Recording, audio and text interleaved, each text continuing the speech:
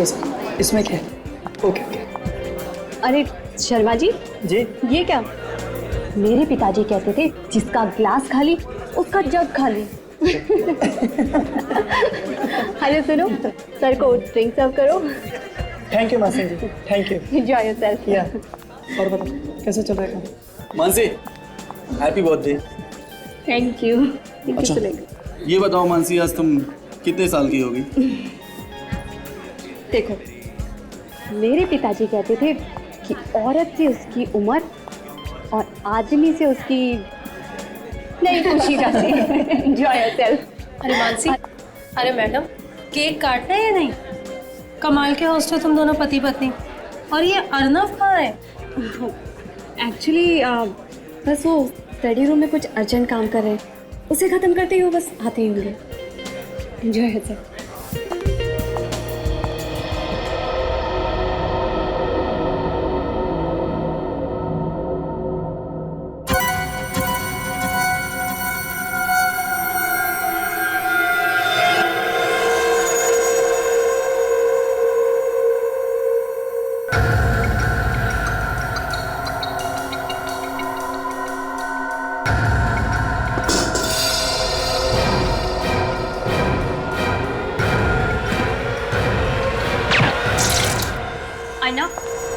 अर्नव, ये सब क्या है? सारे गेस्ट आ चुके हैं, सब आपका वेट कर रहे हैं।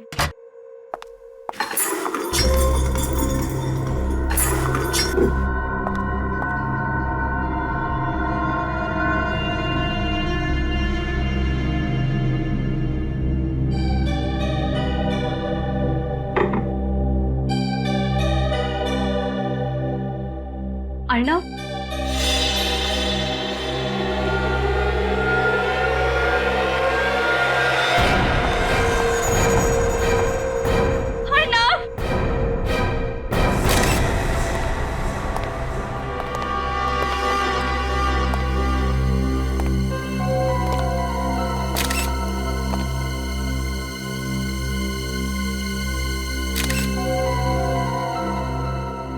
पलटाओ इसे।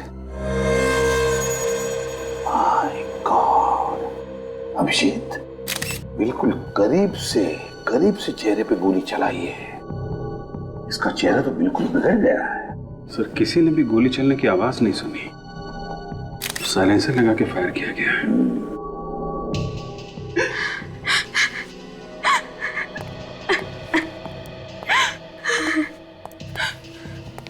मानसी, देखो हमें भी बहुत दुख है तुम्हारे पति की मौत का, लेकिन अगर खूनी तक पहुंचना है तो हमें तुम्हें कुछ सवाल पूछने होंगे और तुम्हें जवाब देना पड़ेगा। क्या तुम जवाब दे पाओगी? जी सर।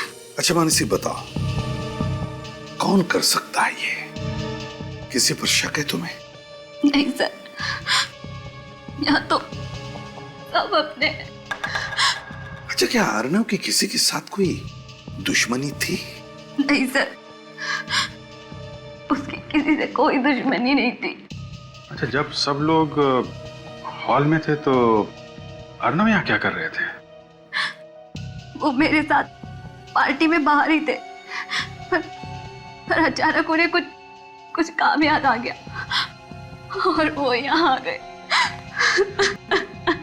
क्या अर्नव इस कमरे में अकेले ही आया था या उसके साथ कोई और भी था, या फिर कोई अर्नव से पहले या अर्नव के बाद में कोई इस कमरे में आया था? कुछ मालूम है तुम्हें? वो तो अकेले ही आए थे, बस मैं उन्हें ढूंढते ढूंढते ही आ गई और मैंने अचानक देखा कि सर। हाँ फ्रेडी, ये देखिए सर, जूतों की निशान यहाँ भी है और यहाँ भी है। हाँ, मतलब खून इस खिड़की से अंदर आया है। हाँ यहीं से आया है, लेकिन अगर यहाँ से आया है तो फिर सिक्योरिटी गार्ड ने तो देखा होगा उसे। फ्रेडी, सिक्योरिटी गार्ड को लेकर आओ। Yes sir.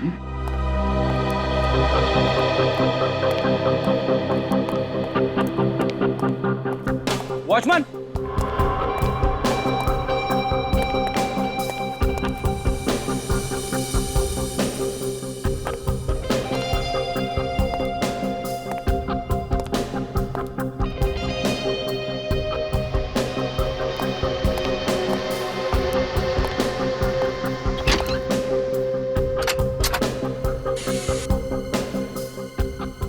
सर। हाँ,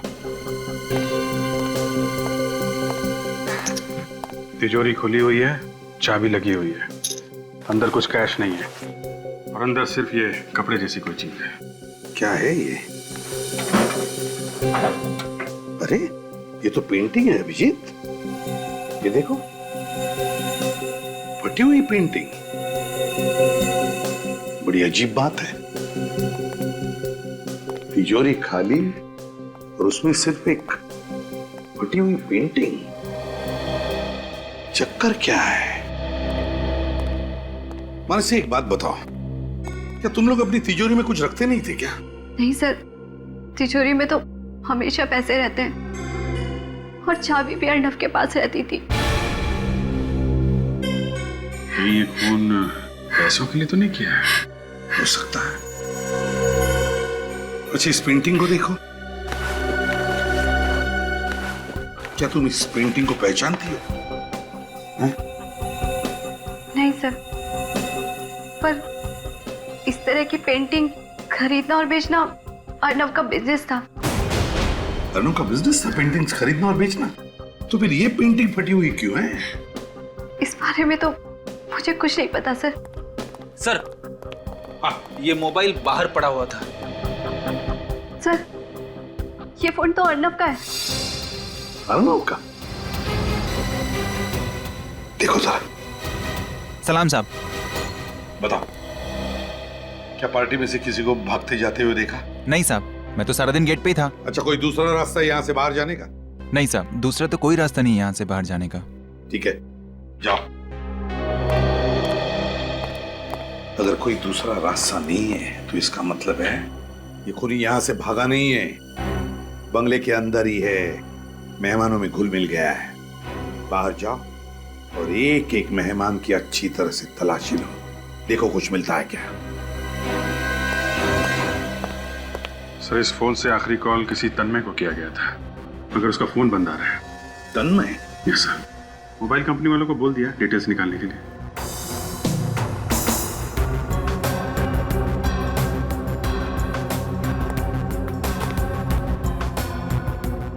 मनसी एक बात बताओ, क्या तुम किसी तन्मय को जानती हो? नहीं सर, ये नाम तो मैंने पहली बार सुना है। अच्छा क्या पार्टी में से कोई बीच में बाहर गया था या कोई बाहर जाके वापस आया, कुछ मालूम है तुम्हें? सर, बाकी सब तो यही थे, पर प्रमोद। प्रमोद? सर, प्रमोद पार्टी के बीच से गायब हुआ था सर। सर, किसी के पास कुछ भी नहीं मिला सर। किसी के पास कुछ भी नहीं मिला? ठीक है, काम करो फ्रेडी, जूते के निशान उठाओ। तुम में से प्रमोद कौन है? Yes sir. तुम प्रमोद हो? सर। पार्टी छोड़कर बाहर गए थे कहीं? हाँ। कहाँ गए थे? सर, पार्टी के दौरान तो मैं यहीं था, बस थोड़ी देर के लिए वॉशरूम गया था सर। वॉशरूम? 2 दिन पहले अर्नव के साथ झगड़ा हुआ था तुम्हारा? वो झगड़ा नहीं था सर, किसी इन्वेस्टमेंट को लेकर थोड़ी सी बहस हुई थी, इतना सीरियस भी नहीं था सर। सर, ये कैटरिंग वाले, इन्होंने किसी आदमी को भागते हुए देखा।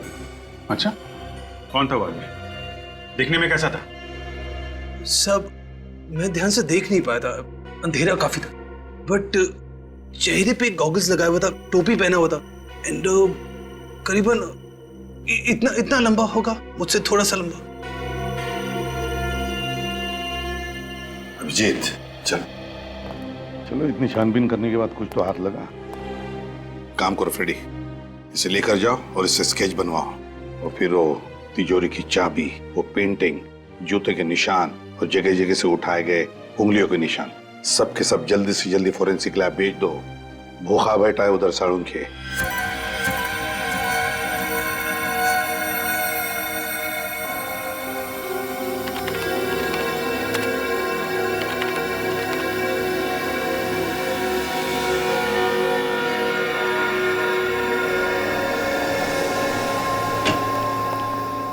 सबको एक दिन मिट्टी में मिलकर के ऊपर ही जाना है सालुक है, इसलिए मिट्टी चेक कर। ऊपर पापी लोगों को जगह नहीं है साड़ून के, तू यहीं पे बता दे। अबे चिढ़ता क्यों है? तू पापी नहीं है। आजा जल्दी से बता दे क्या मिला है तुझे। अर्नब के कमरे में पाए गए फुटप्रिंट में से जो आप मिट्टी उठा करके लाए हैं, उस मिट्टी में से मुझे 4 चीजें मिली हैं। 4 चीजें? कौन सी? घास फूस, डाबर, ईंट का चूरा और चौक। और इस मिट्टी का केमिकल एनालिसिस तारिका कर रही है। अगर कोई केमिकल होगा तो पता चल जाएगा। डाबर, घास फूस, ईंट का चूरा और चौक। अगर चौक है तो मैं बता सकता हूँ कि खूनी कहाँ से आया होगा। कहां से? स्कूल से आया होगा। मेरे टीचर चौक का इस्तेमाल ब्लैक बोर्ड पे लिखने के लिए करते थे सर। रेडी? अरे अभी तो स्कूल से बाहर निकलो, दिमाग खराब कर देते हो। डाबर, घास फूस, ईंट का चूरा और चौक, ये चारों चीजें एक साथ कहां पर मिल सकती है? सर बारिश की वजह से इन दिनों घास फूस तो हर जगह उगी हुई है। हाँ विनीत, मगर सिर्फ घास फूस ही नहीं ना, डाबर, ईंट का चूरा और चौक और घास फूस, यार ये चारों चीजें एक साथ किसी कंस्ट्रक्शन साइट पर मिल सकती है या फिर किसी फैक्ट्री में। और फैक्ट्री भी ऐसी जो बंद पड़ी है। हाँ, बंद फैक्ट्री। सर विसोला इलाके में काफी सारी बंद फैक्ट्रीज हैं। विसोला तो बहुत बड़ा इलाका है सर, तो वहां पे बहुत सारी फैक्ट्रीज है। तो हमें पता कैसे चलेगा कि कौन सी फैक्ट्री में जाना है? वो फैक्ट्री जिसमें ग्लिसरॉल का इस्तेमाल किया जाता है। ग्लिसरॉल? हाँ, इस मिट्टी में मुझे ग्लिसरॉल के मॉलिक्यूल्स भी मिले हैं। ग्लिसरॉल के मॉलिक्यूल? सर का ग्लिसरॉल तो प्रिजर्वेटिव है, खाने पीने की चीजों में इस्तेमाल किया जाता है, जैसे कि वेफर चिप्स है, चॉकलेट्स है।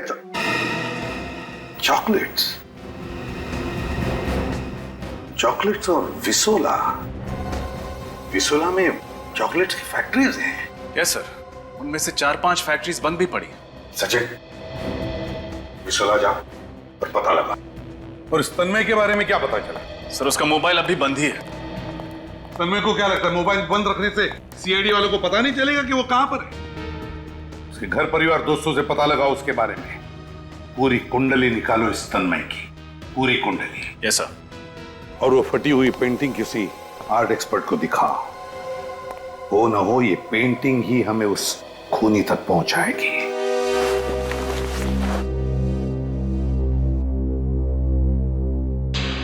अरे ये तो बड़ी मशहूर पेंटिंग है, रवि ने बनाई थी। नाम सुना है रवि का? सॉरी, नहीं। बहुत मशहूर पेंटर था वो। करीब करीब 30 साल पहले बनाई थी उसने। आपको कहां से मिली है? जिस आदमी का खून हुआ उसके घर पर मिली। अच्छा ये बताओ कि आज की डेट में इस पेंटिंग की कीमत क्या होगी? आज की डेट में करीब करीब 50 लाख तो होगी ही होगी। 50 लाख? हाँ। किसका खून हुआ है? अर्नब नाम का एक आर्ट कलेक्टर था, उसी के घर से ये मिली। यही पेंटिंग्स वगैरह बेचने का बिजनेस था उसका। अरे पेंटिंग बेचने खरीदने वाले को तो करीब करीब सबको ही मैं जानता हूँ, लेकिन ये अर्नब नाम का तो कभी मैंने सुना ही नहीं। अच्छा एक बात बताओ, जब इस तरह की इतनी महंगी पेंटिंग बेची या खरीदी जाती है तो सबको पता चल जाता होगा? हाँ ऑफ कोर्स। तो आप बता सकते हैं कि आखिरी बार ये पेंटिंग किसने खरीदी थी? ये पेंटिंग मेरा ख्याल है कोई नरेंद्र नाम के आदमी को बेची थी। बहुत पैसे वाला है, लंदन में रहता है। तो फिर ये पेंटिंग यहाँ इंडिया में कैसे आई? यही तो मुझे भी ताज्जुब हो रहा है कि ये पेंटिंग इंडिया में, और वो भी अर्नब नाम के आदमी के घर में कैसे आई? हो सकता है अर्नब ने ये पेंटिंग चुरा ली हो। चुराने का कोई फायदा नहीं, ये पेंटिंग तो नकली है। हाँ नकली पेंटिंग? हाँ। मतलब अर्नब नकली पेंटिंग्स बेचता था? हाँ सर, जरूर उसने किसी को ये नकली पेंटिंग बेची होगी और बदला लेने के चक्कर में उसने अर्नब का खून कर दिया। हाँ विनीत, सबसे पहले ये पता करना होगा कि अर्नब ने ये नकली पेंटिंग बेची किसको थी। सचिन, पिछले चॉकलेट फैक्ट्री का मालिक क्या नाम है उसका? Mister Raghav sir. सर ये राघव के बारे में हमने सब कुछ पता कर लिया, सारी जानकारी मिल गई है सर। ये राघव का कोई भी कनेक्शन नहीं है अर्नब से। इस एरिया में आखिरी चॉकलेट की फैक्ट्री है, देखे यहाँ क्या पता चलता है। अरे हम लोग सीआईडी से। अजय इस फैक्ट्री का मालिक कौन है? साहब ये फैक्ट्री अब कहाँ रही? ये तो बंद हो गई है। फिर भी कोई तो मालिक होगा ना इस जगह का। हाँ साहब, वो गगन जी हैं। उस दिन पार्टी में गगन नाम का कोई भी मेहमान नहीं था। इस गगन के साथ कोई और पार्टनर है यहाँ? हाँ साहब, है ना, वो प्रमोद सेठ हैं और कभी कभार आते भी हैं। ये प्रमोद था सर। अच्छा? हाँ सर, जब अर्नव की मौत हुई तब प्रमोद हॉल में नहीं था, गायब था। और कुछ दिनों पहले इस प्रमोद की अर्नव के साथ किसी बात को लेकर बहस हुई थी। इस प्रमोद से मिलना पड़ेगा। प्रमोद, सीआईडी आपसे मिलने आई है।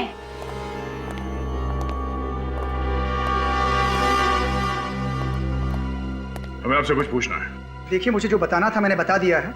आप लोग बार बार मुझे परेशान क्यों कर रहे हैं? सीआईडी किसी को परेशान नहीं करती, परेशानी का हल निकालती है। जो कुछ आपसे पूछा जाए चुपचाप सीधे सीधे उसके जवाब दीजिए मिस्टर प्रमोद, समझे? पूछिए। रेडी? घर की तलाशी लो। ओके। 1 मिनट, मैंने आपसे कहा हमारे काम में दखल अंदाजी मत कीजिए, वरना आप वाकई परेशानी में पड़ सकते हैं। वैसे प्रमोद जी, आप कह रहे थे कि आप पहले वॉशरूम में गए, उसके बाद वहां से चलकर हॉल में आए जहां पे पार्टी चल रही थी। मतलब आप स्टडी रूम में गए ही नहीं, है ना? नहीं।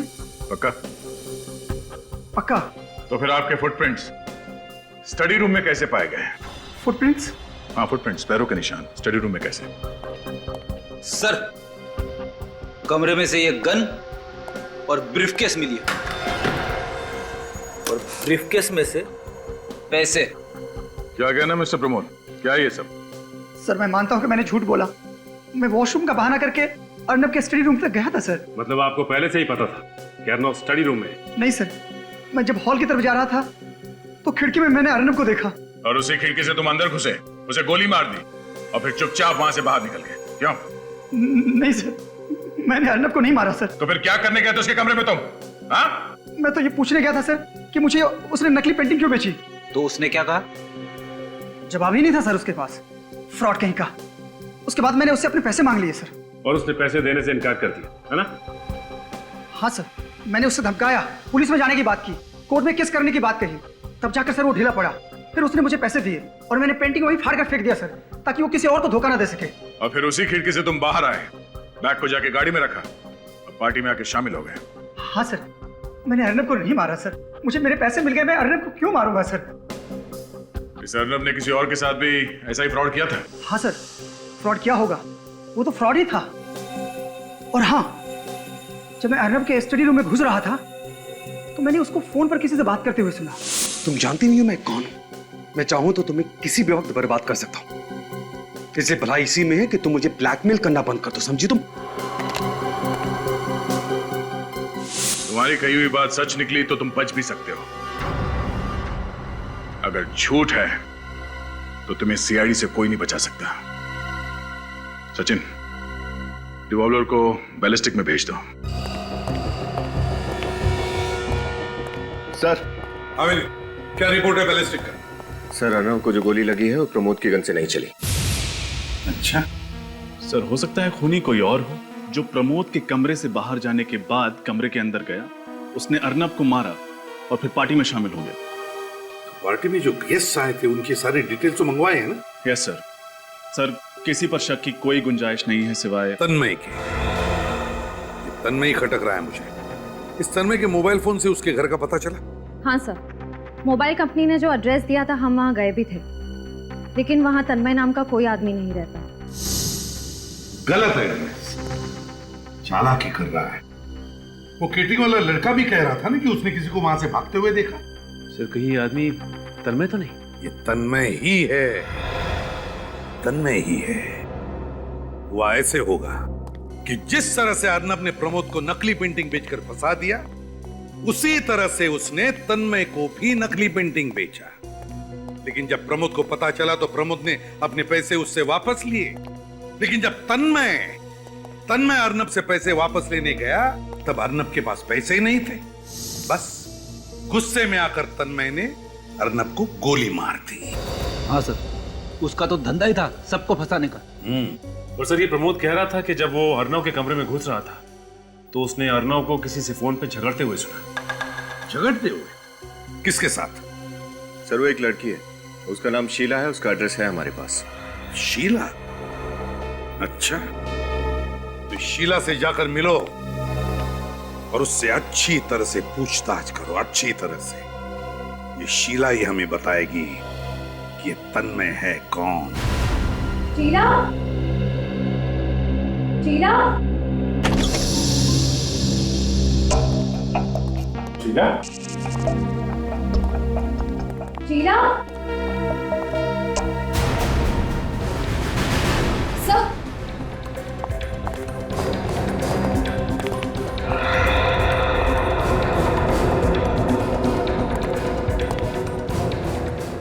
सर ये तो मर चुकी है। सर ये देखिए, गोली लगी है। सर एक बात समझ में नहीं आ रही है, ये शीला अर्नव को ब्लैकमेल कर रही थी। अब ना अर्नव रहा ना शीला, दोनों ही मर चुके हैं। इसका मतलब कोई तो है जो अर्नब और शीला दोनों को अपने रास्ते से हटाना चाहता था। और वो जो कोई भी है रजत, शीला उसे अच्छी तरीके से जानती थी। ये देखा, दोनों कप में चाय है, मतलब वो दोनों यहाँ बैठ के चाय पी रहे थे। फिर किसी वजह से शीला किचन की तरफ गई होगी, तो उस आदमी ने पीछे से गोली मार दी। चेक करो घर को अच्छी तरीके से। सर कमरे में से ये मोबाइल मिला है। अच्छा, कॉल लिस्ट चेक करो। सर काम नहीं कर रहा, डेड है। सर ये डिवोर्स पेपर्स देखिए, शीला किसी गौरव की पत्नी थी। इन पेपर्स पे कोर्ट की मोहर नहीं लगी है, मतलब डिवोर्स प्रोसीडिंग अभी चल रही है, डिवोर्स फाइनल नहीं हुआ है। गौरव, कहीं शीला की मौत में इस गौरव का तो हाथ नहीं। मिस्टर गौरव,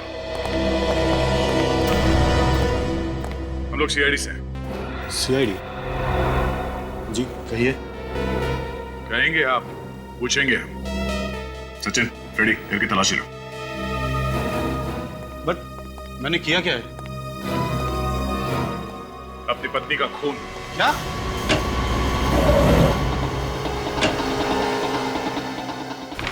आपको लगता है कि शीला का खून मैंने किया है तो आप अपना समय बर्बाद कर रहे हैं। हमारा समय बर्बाद होने की चिंता आप मत कीजिए, आपकी जिंदगी बर्बाद ना हो जाए, आप उसकी चिंता कीजिए। हमारे बीच झगड़े होते रहते थे और छोटे बड़े झगड़े तो हमेशा मियां बीवी के बीच चलते रहते हैं। छोटे छोटे नहीं, बड़े बड़े झगड़े होते तो तुम दोनों के बीच में, तभी तो डिवोर्स लेने वाले थे। जी? क्या मैं डिवोर्स का कारण जान सकता हूं? उसका कारण ये है, ये देखिए सर।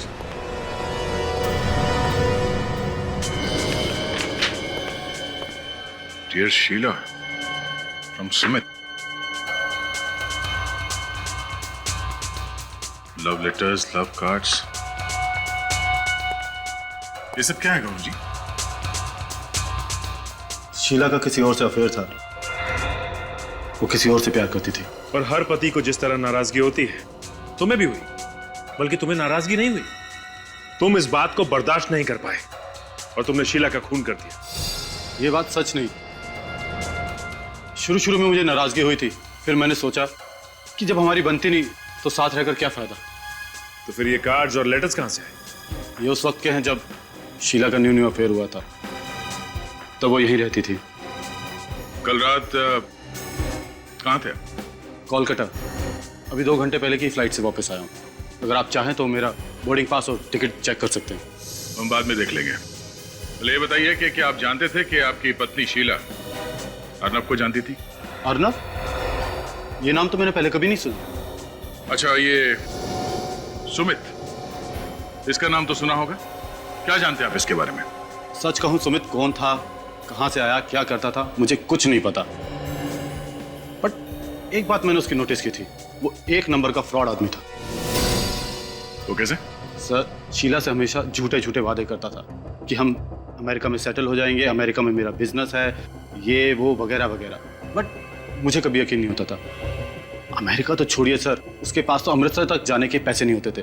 वो तो शीला से हमेशा पैसे उधार लेता था।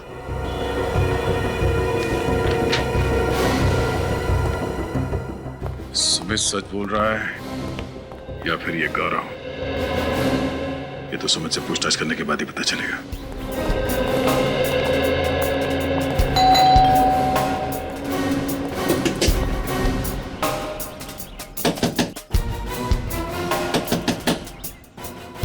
बात है, कोई दरवाजा नहीं खुल रहा? एक काम करो, तोड़ दो। यस, मुझे सुमित, हम सीआईडी से, तुमसे कुछ पूछताछ करनी है। मैं सुमित नहीं हूँ, मैं संजय हूँ, सुमित का रूममेट। सुमित से मिल सकते हैं? होता तो मिलवा देता। मतलब? मैडम वो 1 घंटा पहले अपना सामान लेकर यहाँ से चला गया, तो कैसे मिलवाऊं? सचिन शेर, तलाशी लो। तलाशी क्या? चुपचाप खड़े रहो। इधर आओ। सुमित किधर गया तुम्हें पता? मैं सुमित का रूममेट हूँ, गार्डियन नहीं। मुझे बता के नहीं गया। उसने कभी शीला नाम की लड़की के बारे में तुम्हें बताया? उसका अफेयर चल रहा है शीला के साथ, बट एक्चुअली उसे शीला में इंटरेस्ट नहीं है, उसकी दौलत में इंटरेस्ट। तो उसका कोई फोटो दिखा? Sorry, no photos. सुमित घर में नहीं, लगता सारा सामान लेके निकल गया। सुमित दिखता कैसा, उसका हुलिया बता। सुमित एवरेज हाइट, मोस्टली वो क्लीन शेवन रहता है, अच्छे बच्चे की तरह। उसके छोटे छोटे ब्राउन बाल हैं और गले पर एक गहरा निशान है। ऐसे सर, फॉरेंसिक रिपोर्ट के मुताबिक शीला को जो गोली मारी गई वो .35 कैलिबर की है। क्या? शीला को .35 कैलिबर की गोली मारी गई?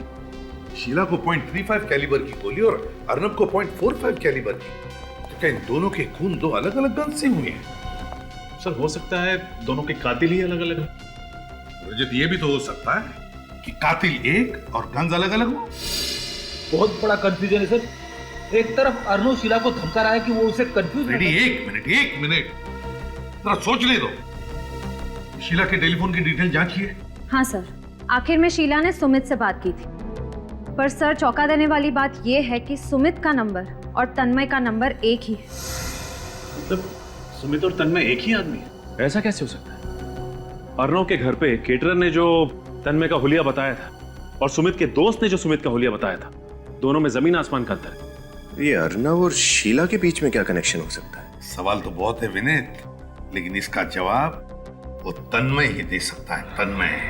सर एक और बात, पिछले 24 घंटों में शीला को 15 कॉल किए गए, विजय नाम के किसी आदमी ने। पिछले 24 घंटों में शीला को 15 कॉल्स किए किसी विजय नाम के आदमी ने।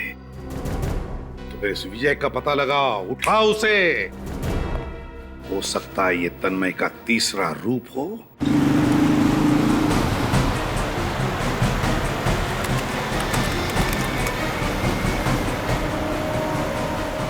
सर ये विजय तो हाईवे की तरफ भाग रहा है। लगता है इस शहर से भागने की तैयारी में है। तो हम भी उधर ही चलते हैं।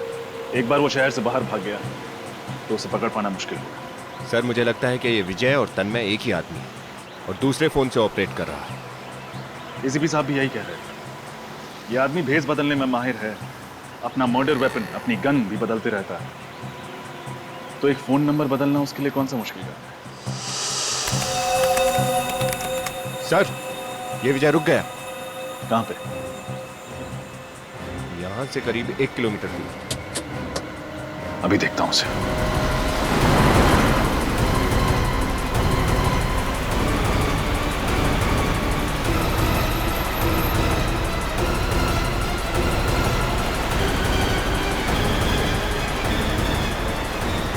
हो रही गाड़ी।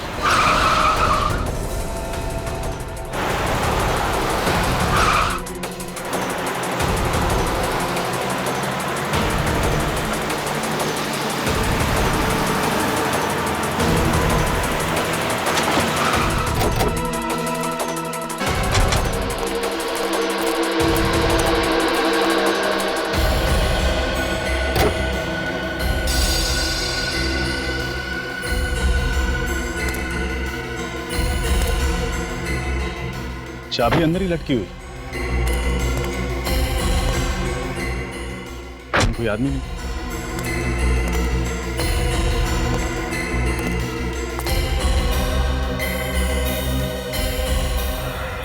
अरे उधर कोई गिरा हुआ है।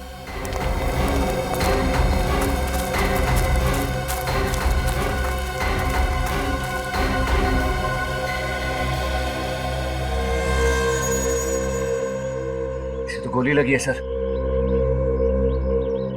अभी अभी किसी ने गोली मारी। सर तो जिंदा है। पहले इसको हॉस्पिटल पहुंचाते। कहीं ये विजय तो नहीं? जी। अच्छा जी, थैंक यू सर। विजय की हालत बहुत खराब है, इसके बचने की उम्मीद कम है। भगवान करे बेचारा बच जाए। अच्छा, फोरेंसिक रिपोर्ट आ गया? आ गई, फॉरेंसिक रिपोर्ट आ गई। बॉस, ये है वो गोली जिससे विजय को मारा गया। .22 कैलिबर की। पहले .45, उसके बाद में .35 और अब .22 कैलिबर की गोली। मतलब इस आदमी के पास हर तरह के गन्स हैं।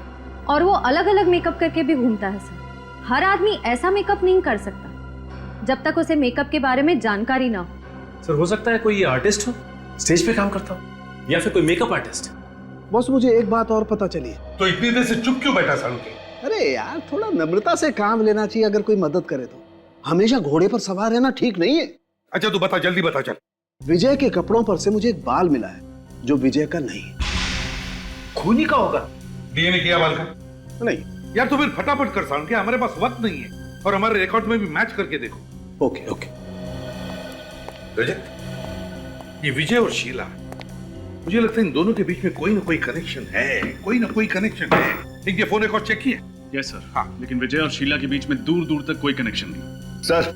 हाँ सर, विजय के बारे में काफी कुछ पता चल गया। क्या पता चला? वो ब्राज एसोसिएट्स में काम करता था और वहां के मालिक का नाम दीपक है। ब्राज एसोसिएट्स, मालिक का नाम दीपक। व्हाट? गोली मार दी? वो मर गया?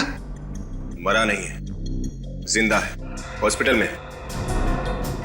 मुझे मालूम है ये सब कौन कर सकता है। कौन? तन्मय। तन्मय? ये तन्मय आपके यहाँ काम करता है ना? हमारे यहाँ कहां से, भाग गया यहाँ से। मेरा पार्टनर हुआ करता था, मुझसे चीटिंग करके मेरे ही पैसे खा गया।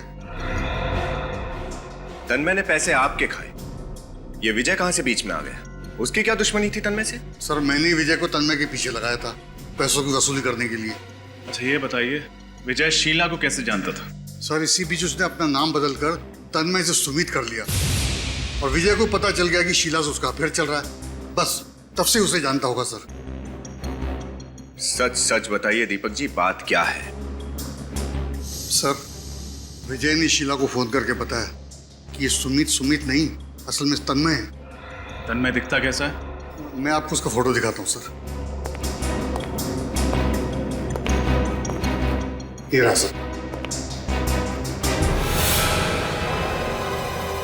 ये तन्मय है। एसीपी सर को फौरन इन्फॉर्म करना पड़ेगा। तन्मय की फोटो तो हमारे हाथ लगी, लेकिन उसके बारे में और कोई जानकारी मिली? नहीं सर, अब तक कोई जानकारी नहीं। सर, हाँ, ये देखिए उस बहरूपीय तन्मय का एक और रूप। सर, ये तो सुमित के रूममेट संजय की तरह दिख रहा है। एक मिनट, ये कोई सुमित का रूममेट संजय नहीं, ये तन्मय है, तन्मय। नहीं, एक काम करो, इसका स्किन कलर थोड़ा डार्क करो।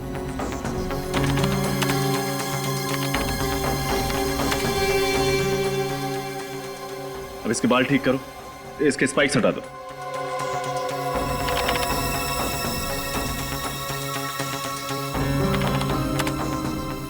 हाँ, इसकी आईब्रोज थोड़ी मोटी।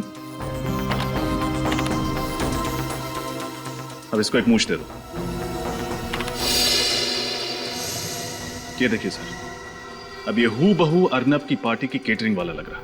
हाँ, तो इसका मतलब जब पार्टी में मर्डर हुआ उस वक्त तन्मय पार्टी में मौजूद था। हाँ, पार्टी में ही था। केटरिंग वाला बनकर उसने हमें तब भी गुमराह किया, ये कहकर कि उसने किसी को भागते हुए देखा है। सर, शीला को मारने की तन्मय के पास ठोस वजह थी, लेकिन उसने अर्नब को क्यों मारा ये समझ में नहीं आ रहा। क्या वजह हो सकती है? विनीत, जरा अर्नब की फोटो निकालो, दिखाओ जरा। अब तन्मय की फोटो उसके बाजू में ही लगा। अब सब लोग ध्यान से देखो इन दोनों फोटो को, देखो क्या दिखता है। ये क्या सर, तन्मय अर्नव की तरह दिख रहा है। एग्जैक्टली फ्रेडी, दिख नहीं रहा है, बल्कि एक ही है वो, एक ही आदमी। मतलब अर्नव ने खुद को ही मार दिया? नहीं फ्रेडी, अर्नब ने खुद को नहीं मारा। जरा सोचो, विजय के कपड़ों पर से जो बाल मिला उसकी डीएनए रिपोर्ट और अर्नब की डीएनए रिपोर्ट काफी मिलती जुलती है। इसका एक ही मतलब है कि विजय का खून अर्नब के किसी रिश्तेदार में से ही किसी ने किया है। रजत, एक काम करो, इस ब्रज एसोसिएट्स के मालिक दीपक को फोन करो और उससे पूछो कि क्या तन्मय के किसी रिश्तेदार को जानता है क्या, या उसके बारे में कुछ जानता है क्या। Yes sir. अब समझ में आया उस आदमी के चेहरे पर इतने करीब से गोली क्यों मारी, उसका चेहरा तहस नहस क्यों किया। वो इसलिए कि कोई उसे पहचान न सके। सर, हाँ, दीपक का कहना है कि तन्मय का एक चचेरा भाई है राहुल, जो बिल्कुल उसकी तरह दिखता है, वही कद, वही नाक नक्शा। ओह, अब आया सारा खेल समझ में। राहुल तन्मय की तरह दिखता है, तो तन्मय ने राहुल को अर्नब बना दिया और उसे मार डाला, ताकि लोगों को लगे कि अर्नब मर गया है, और अब खुद तन्मय राहुल बनकर आजाद घूम रहा है। अच्छा, ये दीपक राहुल का पता जानता है? यस सर, वो राहुल का पता जानता है, क्योंकि 1 साल पहले राहुल उसी की ऑफिस में नौकरी करता था। बस फिर देर किस बात की, उठाओ इस अर्नब उर्फ तन्मय को और पहना दो हथकड़ियां।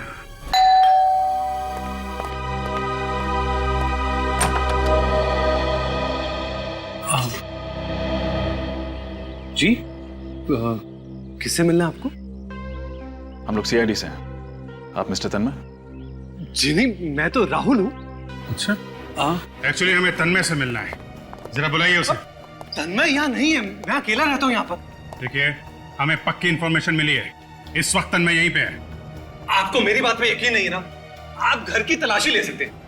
अच्छा, कह रहे हैं तो तलाशी ले लो, इंफॉर्मेशन तो यही है हमारे पास। लेकिन तन्मय ने किया क्या? दरअसल उसने 2 लोगों का खून और एक आदमी पर जानलेवा हमला किया। अरे अरे, घर का चप्पा चप्पा छान मारा। लेकिन तन्मय नहीं मिला। नहीं सर, कहीं नहीं मिला। माफ कीजिएगा, शायद इंफॉर्मेशन गलत थी, आपको परेशान किया, वेरी सॉरी। ओके, चलो भाई।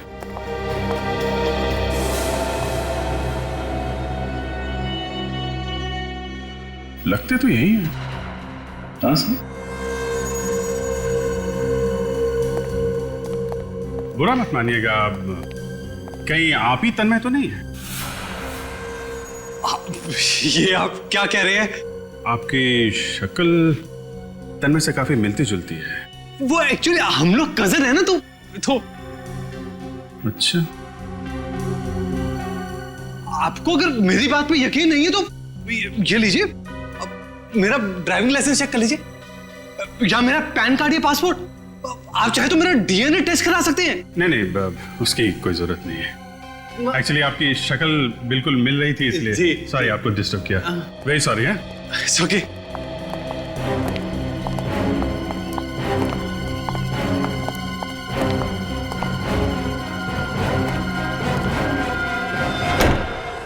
हमें पक्की खबर मिली है कि तन्मय यहीं पर ही है।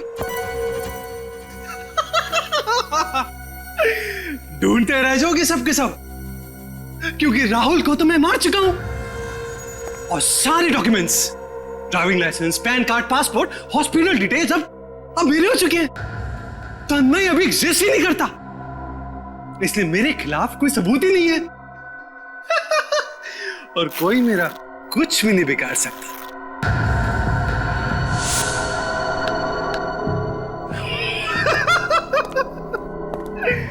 रूप बदलने में मैं माहिर हूं, और सीआईडी को पता नहीं चलेगा कि मैं कौन से रूप में कब था। मैं हूं कॉन मैन, और सीआईडी यही सोचती रह जाएगी कि वो कौन सा मैन था। मिस्टर कॉन मैन, वो मैन कौन था हमने पता लगा लिया है। तन्मय जी उर्फ अर्नब, उर्फ राहुल, उर्फ संजय, उर्फ सुमित, उर्फ कैटरिंग वाले।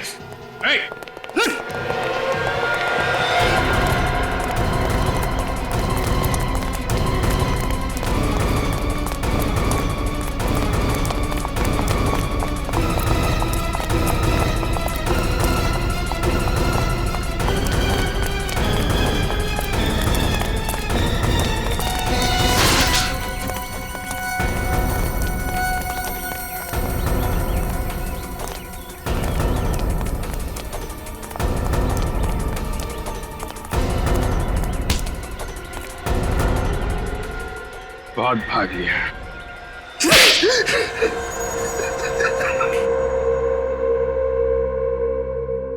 तन्मय से अर्नब क्यों बने तुम?